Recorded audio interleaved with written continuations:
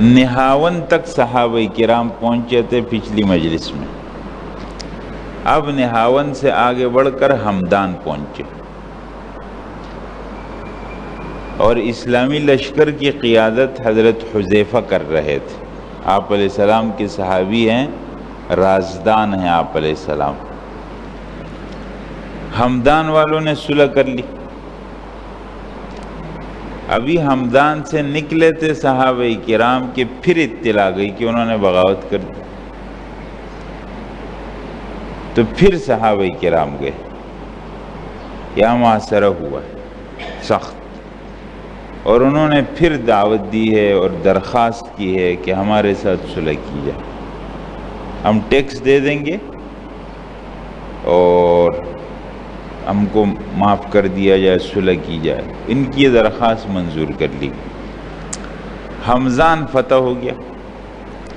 یہاں سے جو لوگ تھے وہ یہاں سے گئے، جو شریر لوگ تھے. یہ ایک علاقہ ہے ہمدان کے پڑوس میں، واج روت، یہاں جمع ہو گئے اور صحابہ کرام ان کے پیچھے گئے اور یہاں بہت سخت جنگ ہوئی اور ان کو شکست ہو گئی. صحابہ کرام نے ان کو شکست دی اور یہ علاقہ بھی فتح ہو گیا. یہاں سے پھر یہ لوگ آگے گئے ہیں، رے کا علاقہ ہے، یہاں آ گئے. صحابہ کرام ان کے پیچھے یہاں آئے ہیں. یہاں بھی ایک زور کی جنگ ہوئی ہے اور ان کو شکست ہوئی. اب صحابہ کرام آگے جا رہے ہیں. رے کا علاقہ فتح ہو گیا. رے مشہور جگہ. یہاں سے پھر جو اسلامی لشکر کی قیادت کر رہے تھے، نعیم ان کا نام تھا، نعیم بن مقرن. انہوں نے اپنے ایک بھائی سوید کو بھیجا ہے یہاں قومس ایک جگہ.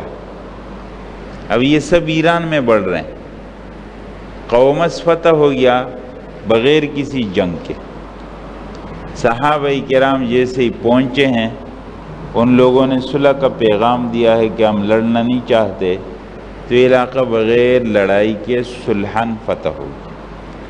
اور ابھی یہ یہاں پر تھے کہ جرجان ایک علاقہ ہے، یہاں کے لوگوں نے بھی صلح کا پیغام بھیج دیا. اور اس طرح یہ اکثر علاقے بغیر کسی لڑائی کے صلح کے ساتھ اسلامی ریاست میں داخل ہو. یہ ایک طرف کا سفر ہے. صحابہ کرام آئے ہیں اصفہان کی جانب. حضرت عمر نے تشکیلات کی، عبداللہ بن عتبان اور ایک جو ہے ابو موسیٰ اشعری، یہ اصفہان کی جانب کے. یہاں بھی لڑائی ہوئی ہے اور ایرانیوں کو شکست ہوئی اور اصفہان کا علاقہ اسلامی ریاست کا حصہ بنا. اس کے ساتھ جے ایک علاقہ ہے اصفہان کے ساتھ، اصفہان ہی کا ایک علاقہ ہے، یہاں بھی ایک لڑائی ہوئی اور یہ بھی اسلامی ریاست کا حصہ بنا. رے سے ایک تشکیل ہوئی ہے آذربائیجان کی جانب، یہ بالکل آخری بارڈر. اب شام کا علاقہ شروع ہو جاتا ہے. یہ ایران کا ایک سرحد لگتا ہے آذربائیجان آخری، اور ایک لگے گا مکران. اب صحابہ کرام یہاں آذربائیجان پہنچے اور یہاں درمیان میں اس سے پہلے ایک جگہ کے اندر کچھ لڑائی ہوئی. بہرحال صحابہ کرام آذربائیجان پہنچے اور آذربائیجان کو فتح کیا ہے. جنگ یہاں بھی ہوئی ہے اور یہ بھی اسلامی ریاست کے اندر داخل ہے. یہاں ایک واقعہ پیش آیا. یہاں اسلامی لشکر کے امیر بنے ہیں عبد الرحمن ابن ابی ربیعہ. درمیان میں ایک دریا پڑتا ہے بحر خزر. جب یہ جانے لگے تو ان کو لوگوں نے کہا کہ آپ ترکوں سے مقابلہ کر لیں گے. ترکوں سے تو وہ ہم کو کچھ نہ کہیں، ہم اس پر شکر کرتے ہیں، اور آپ ان سے مقابلہ کرنے جا رہے ہیں. تو عبد الرحمن بن ربیعہ نے کچھ الفاظ کہے، کہا قسم خدائے پاک کی میرے ساتھ وہ جماعت ہے کہ اگر اسے امیر کا حکم ملے تو سد سکندری تک پہنچے، اور وہ جماعت ہے جس نے محمد صلی اللہ علیہ وسلم کی صحبت پائی اور خلوص کے ساتھ دین و اسلام میں داخل ہوئی، جان سپاری و فداکاری کا یہ جذبہ ان میں اس وقت تک باقی رہے گا جب تک دوسری قومیں ان پر غلبہ پا کر ان کی ذہنیت کو نہ بدل دیں۔ یہ ہے اصل جملہ حضرات، اسی کے لیے یہ جملہ میں نے لکھا۔ اسلام میں وہ داخل ہوئے خلوص کے ساتھ، اور ان کو دنیا کی کسی چیز سے خطرہ نہیں۔ ہاں اگر دنیا کی کوئی قوم ان پر غالب آ کر ان کی ذہنیت کو بدل دے تو الگ بات۔ یہ ہے اصل بات حضرات، جس طرح آج ہمارے ساتھ ہوا۔ انگریز نے اس ملک پر قبضہ کر کے یہاں کی قوم کو ذہنی طور پر غلام کر دیا۔ اب آپ ان کو کہیں کہ اللہ رسول نے ایسا کہا ایسا کہا ایسا کہا، بہت مشکل سے سمجھ میں آتا، اور انگریز کا ہر گڑا ہوا فلسفہ فوراً سمجھ میں آتا۔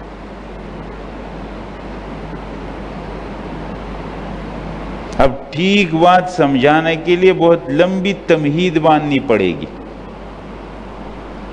اور انگریزی کی 2-3 ملاوٹ آپ کر دیں غلط بات بھی وہ فوراً تسلیم کر لیں۔ یہ ذہنی غلامی کی نشانی ہوتی ہے، دلیل نہیں چلتی، حق باطل کا فرق بہت کم چلتا ہے، وہاں صرف معیار اور ترازو یہ بنتا ہے کہ اس بات میں انگریزی کی ملاوٹ کتنی ہے اور کتنی نہیں۔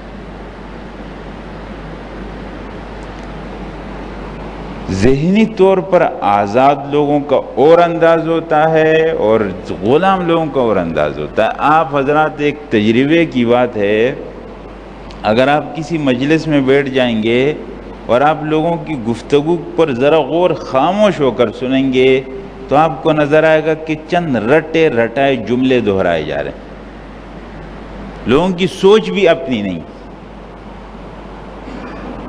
کچھ جملے ہیں جو ان کو میڈیا سے دیے گئے اور وہی دہرا رہے، ایسا نہیں ہے کہ اپنی کچھ سوچ۔ ذہنی غلامی کی بات ہوتی ہے۔ بہرحال اللہ ہم سب کو صحیح ہدایت نصیب کرے۔ تو عبد الرحمن ابن ربیعہ نے یہ بات کی، جب ان کو کہا گیا کہ آپ ترک قوم تو ہم نام سن کر کے گھبرا جاتے ہیں، لوگوں نے ان کو کہا، تو انہوں نے کہا ہم تو کسی سے نہیں گھبراتے۔ ایک اللہ کی عظمت کا عقیدہ اور اللہ کی بڑائی کا عقیدہ جب دل کے اندر آ گیا تو دنیا کوئی چیز نہیں۔ یہاں تک یہ والا سمت ہو گیا ہے۔ پھر صحابہ کرام کی ایک جماعت احنف بن قیس کی قیادت، اب یہ جے سے روانہ ہوئے ہیں اور یہ ہرات کے اندر پہنچے۔ یہ افغانستان کا علاقہ ہرات، ایران کے پاس ملا، اور یہاں سے پھر ہو کر کے وہ آگے روانہ ہو۔ دیکھیں یہ ہے خراسان کا علاقہ۔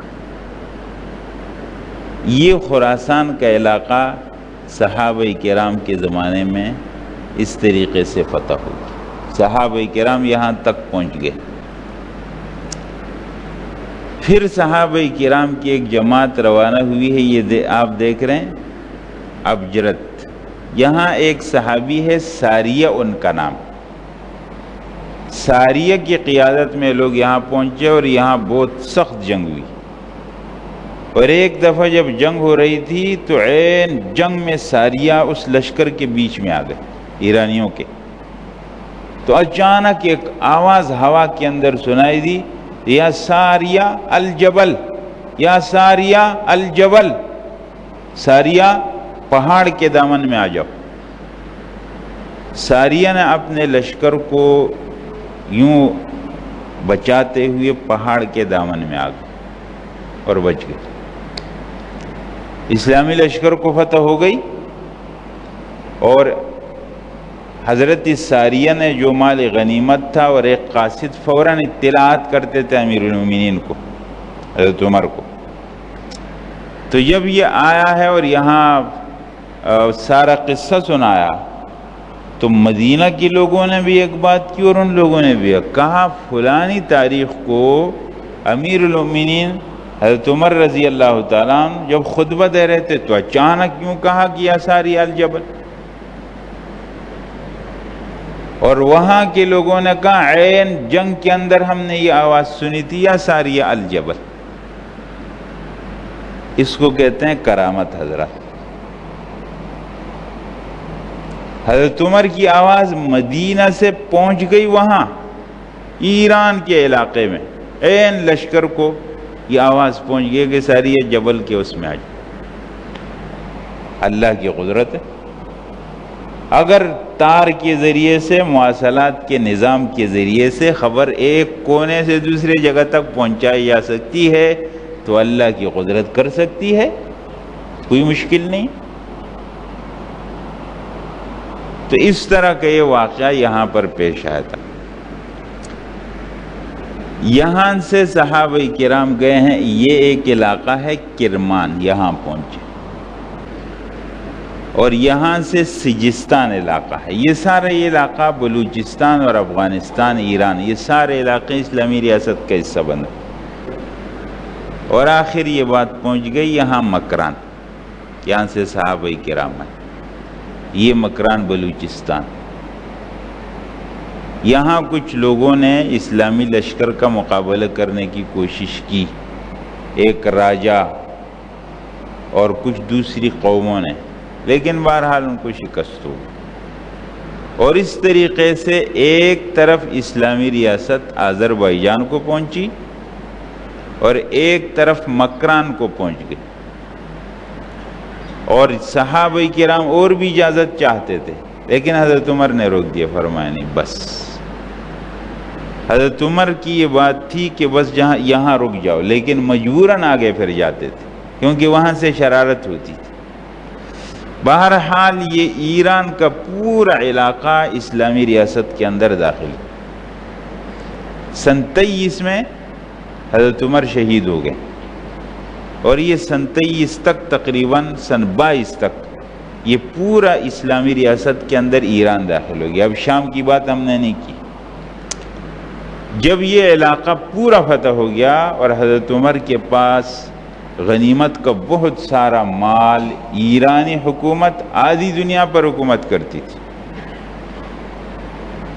اور ان کا بہت بڑا جنگی آدمی، آپ نے سنا پچھلی مجلس کے اندر کہ وہ قید ہوا.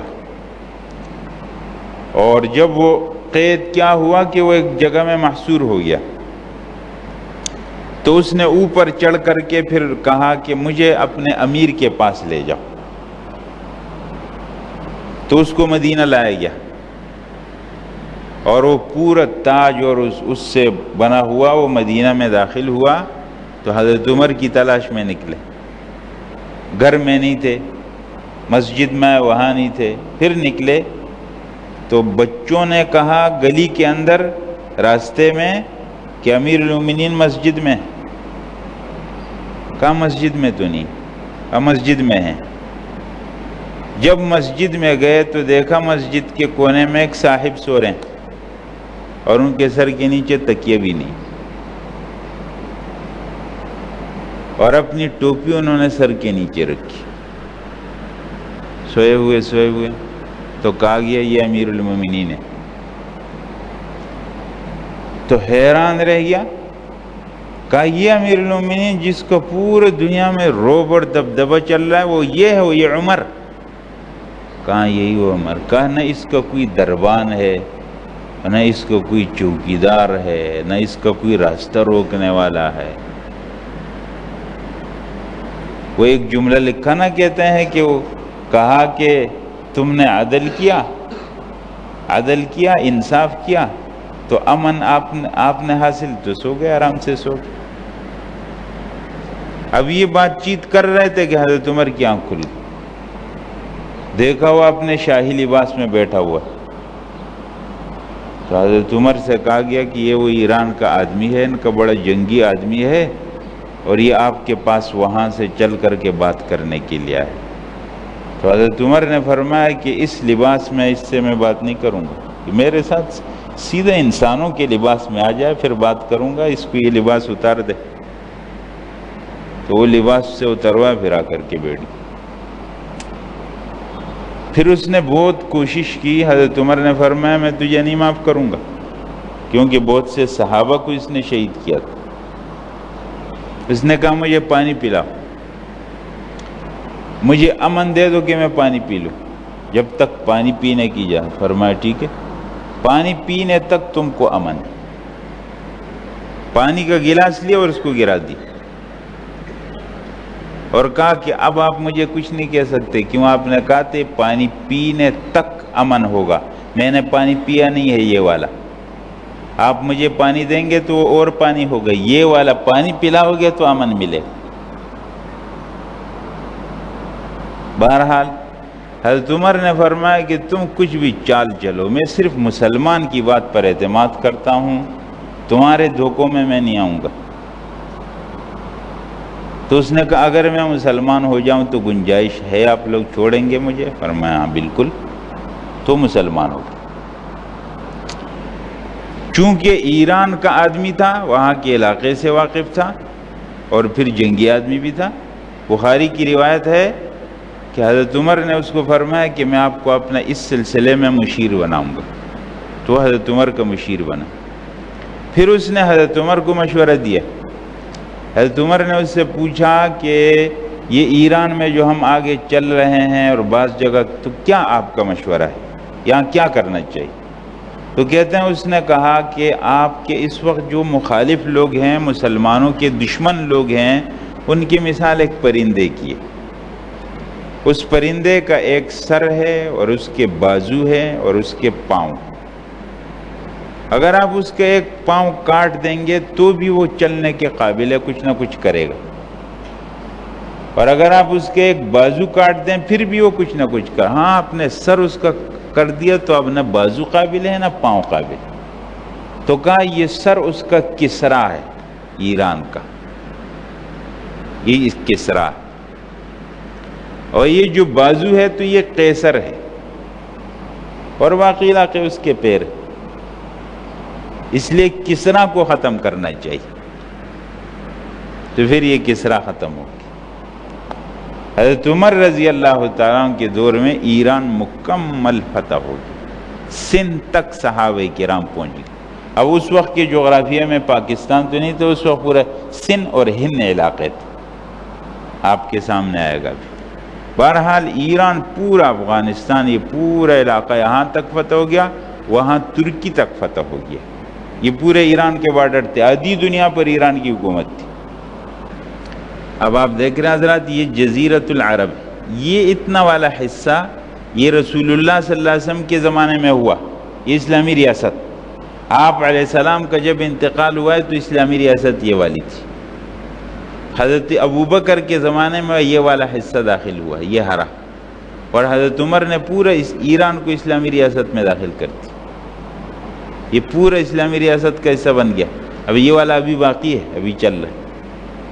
جب ایران فتح ہوا ہے اور ایران سے سامان آیا ہے اور مسجد نبوی میں رکھا گیا ہے، اور حضرت عمر تقسیم کرتے تھے، اور عجیب بات ایک اور درمیان میں کہ حضرت عمر رضی اللہ عنہ کے پاس جب مال آیا تو حضرت حسن تشریف لائے، تو آپ نے ان کو 1000 دینار دی تھی، 1000 درہم یا دینار، اور پھر حضرت حسین آئے تو ان کو بھی، اور پھر ان کا بیٹا آیا ہے عبداللہ بن، تو ان کو 500 دیے۔ کہا یہ اہل بیت ہیں، رسول اللہ صلی اللہ علیہ وسلم کے نواز۔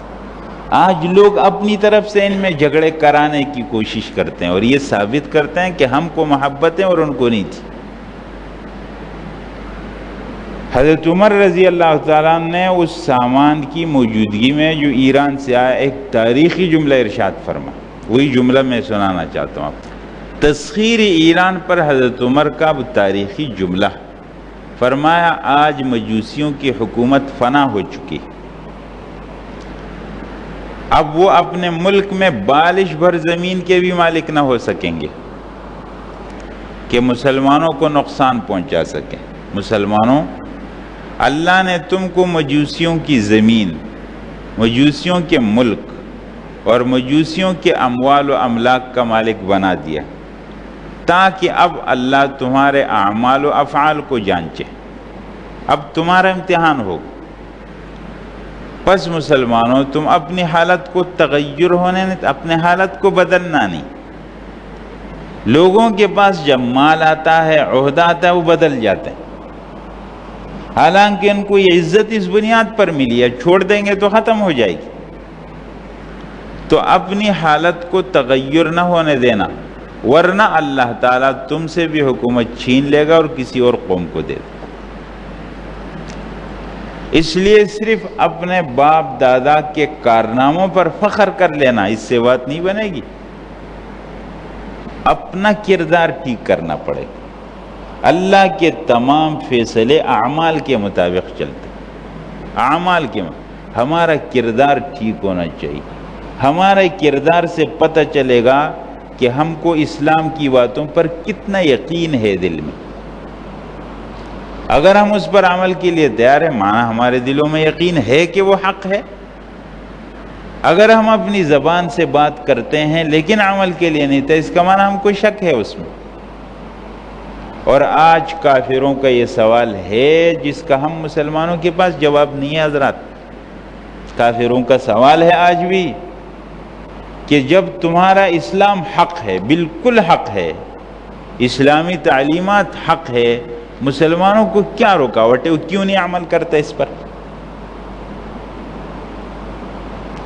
ہم حکومت کا بہانہ کریں گے کہ حکومت اگر ہم اپنے دین اسلام کو دیکھیں گے تو ہمارے دین اسلام کو اگر آپ تقریباً 3 حصے کرو تو 2 حصے وہ ہے کہ وہاں کسی حکومت کی ضرورت نہیں، ہم چلنا چاہیں تو کوئی نہیں روک سکتا ہے ہم کو۔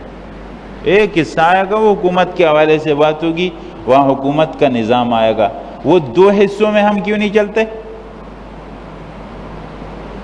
ہمارے گھر کے اندر، ہمارے خاندان کے اندر، ہمارے مختصر کاروبار کے اندر ٹھیک ہے، جہاں حکومت کی بات آئے گی وہاں ہم مجبور ہو جائیں گے، لیکن جہاں ہمارا اختیار چلتا ہے وہاں اسلامی تعلیمات پر عمل کیوں نہیں ہے؟ صحابہ کرام کو ان تعلیمات کے حق ہونے پر مکمل یقین، اور دنیا کی کسی بات سے متاثر نہیں ہوتے۔ تو یہ بات آ جائے ہم سب کے اندر۔ اللہ عمل کی توفیق۔